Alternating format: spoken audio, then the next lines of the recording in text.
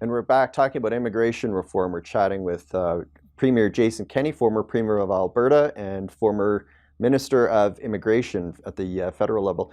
Sorry, Premier, before the break, you were talking about just analyzing those numbers a bit as to what's happening at the federal level. I'll just ask if you wouldn't So mind they're actually continuing that bringing in thought. about 1.4. They're actually bringing in about 1.4 million people a year, if you include the permanent resident admissions plus students and temporary foreign workers, which is um, by far and away the highest levels in relative and absolute terms in Canadian history.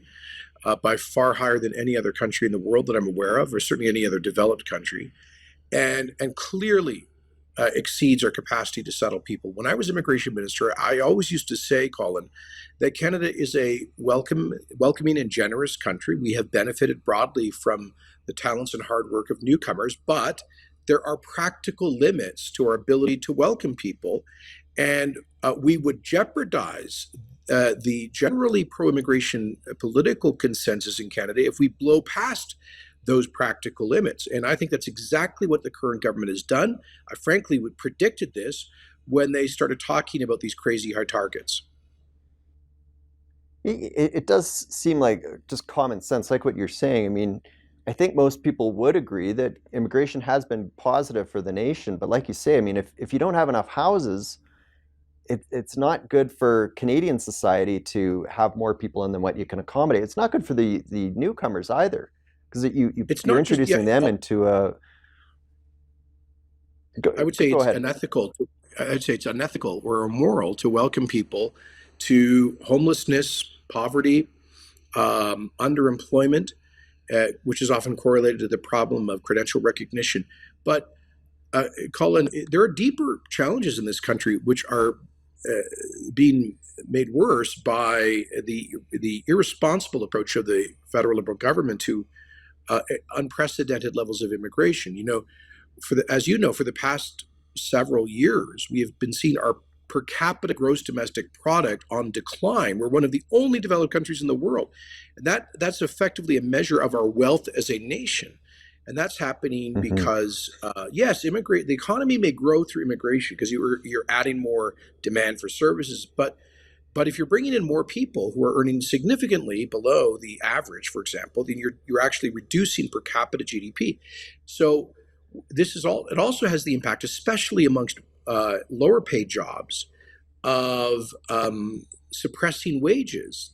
So if the business community always claims that there is a labor shortage, well, if there's a labor shortage, then the market response is to pay more for labor, and then people make more. They're able to Hmm. deal with the cost of living.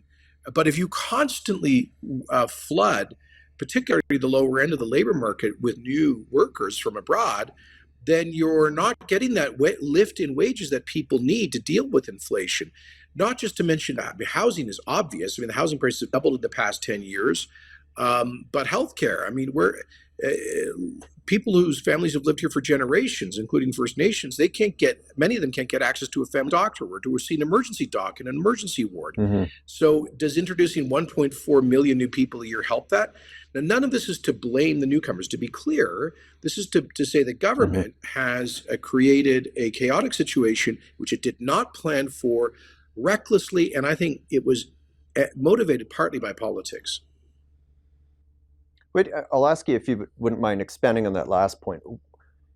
This doesn't even seem to make a lot of sense politically. I get what you're saying, but if they start to make these additional calculations where you look at people, the general public getting upset because of the consequences with having these high immigration numbers, I mean, that's going to hurt the government too. So do you think really that's what's behind this? Is just sort of like poor political thought? I'll phrase it as that. Yeah, I think that the liberals are naturally, to be generous, idealistic, to be less so cynical about this.